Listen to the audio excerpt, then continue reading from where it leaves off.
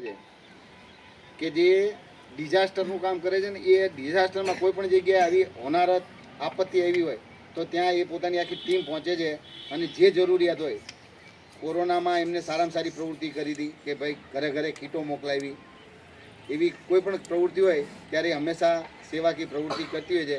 અને એના અહીંયા પ્રોજેક્ટ ચેરમેન છે પોતે મુકેશભાઈ, એ આજે આવી શક્યા નથી મહેસાણા કાર્યક્રમ હોવાથી, પણ એમને આપણને બધાને શુભેચ્છાઓ પાઠવી છે અને બાળકોને આશીર્વાદ મારા તરફથી આપજો. અને જ્યાં પણ ક્યાંક જરૂર પડશે આવી ત્યાં એ હંમેશા સેવા માટે તત્પર છે. અમારા રાજુભાઈ છે, નવનીતભાઈ છે, જે કે છે, આ બધાય એવા વ્યક્તિ છે કે તમને ક્યાંક ને ક્યાંક મદદરૂપ બનશે. એજ્યુકેશનમાં ક્યાંય બીજી કોઈ તકલીફ હોય છતાં અમારા લાયક ક્યાંય સેવા હોય તો અમને યાદ કરજો. અમે હંમેશા તમારી સાથે રહીશું અને હંમેશા તમને મદદ કરશું. ફરીથી બાળકો ખૂબ પ્રગતિ કરો, ખૂબ ભણો અને ડાયા થઈ જાઓ. અને મોટા થઈને કોઈ વ્યસન નહીં કરવાનું. પપ્પા બીડી પીતા હોય ને તો કહેવાનું કે આ બીડી બંધ કરી દો ને કે તમારા ખોળામાં બેસવા નહીં આવો. એટલે પપ્પા બીડી બંધ કરે ને પછી ખોળામાં બેસવા જવાનું.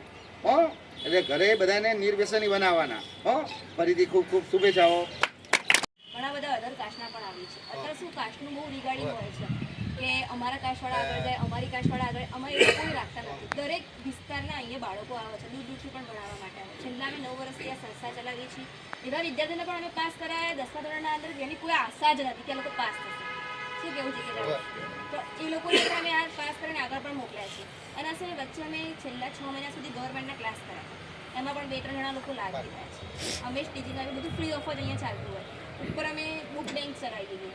જે લોકો ગરીબ વિદ્યાર્થીઓ હોય, કારણ કે હું ભણી રહી અને પછી મારા ચોપડા એને પ્રોવાઈડ કરવાના, એવી બુક બેંક પણ ચલાવીએ છીએ. પછી ઓનલાઈન ફોર્મ ભરવાના, ઝેરોક્સ બધું ટોટલી ફ્રી ઓફ હોય.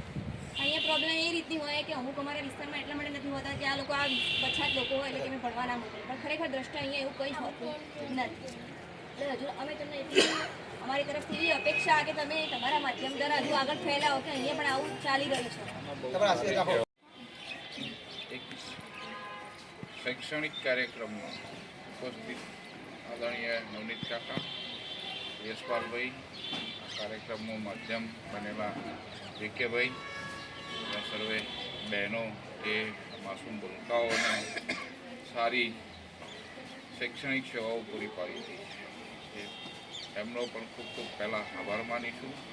પછી આભાર માનીએ આદરણીય સ્વર્ગસ્થ મંજુબા ના સ્મરણાર્થે તેમના દીકરા દ્વારા જે આ ફ્રી સેવાઓ પૂરી પાડવામાં આવે છે, ગરીબ ભૂલકાઓના ટ્યુશન ક્લાસીસ ચલાવીને, એ ખૂબ જ પ્રશંસનીય પગલું છે. અત્યારે વિદ્યાદાનથી ઉત્તમ કોઈ દાન નથી અને એ પરિવાર જ્યારે આ દાન કરી રહ્યું છે એ ખરેખર ધન્યવાદના પાત્ર છે.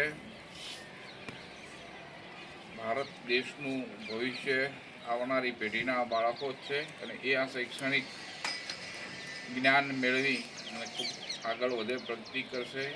નિર્વ્યસની સમાજનો એ પણ એક ભાગ બની રહે અને દેશની સેવામાં એ પણ આવનારા સમયમાં ખૂબ ઉચ્ચ હોદ્દાઓ પ્રાપ્ત કરી અને ઉપયોગી નીવડશે એવી અભ્યર્થના.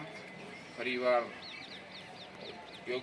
ડૉક્ટર યોગરાજભાઈ અને એમના પરિવારને ધન્યવાદ આપું છું અને એમનો ખૂબ ખૂબ આભાર માનું છું. ધન્યવાદ. ભારત માતા.